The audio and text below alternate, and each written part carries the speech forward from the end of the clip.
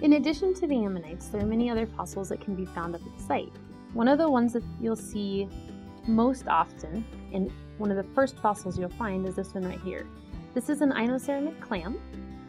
So it would be very similar to clams like you would see in the ocean today. And you'll see they have a hinge, and then they have ridges that run parallel to the edge of the shell. Another fossil that you'll see are Hoploscophites. Things indicative of these small ammonites are lots of little ridges on their shells, and they also have nodes right along the back of their shell. The reason why scaphites have lots of ridges and nodes on their shell is to trap water next to their shell. And what that does is it provides an envelope around the animal as it's swimming to reduce the friction. What'll happen is water will just cling right next to the animal, and that way it has water on water friction. It makes it a lot easier for this animal to swim.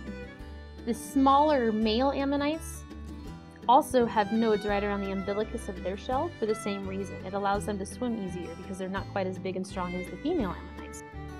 On many of the fossils, you also find evidence of serpulids. A serpulid is a small worm that will build a calcareous tube to live in.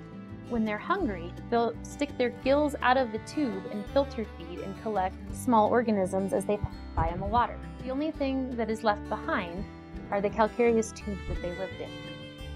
On virtually every nodule at the site, you'll also find evidence of burrowing animals. What these will look like are lots of little squiggly lines all over the sandstone and the areas surrounding the ammonites. Also, you might find a mold of a burrow, which looks somewhat like a pencil or a twig. On many of the ammonite shells, or even in the areas surrounding an ammonite, you can also see evidence of oysters.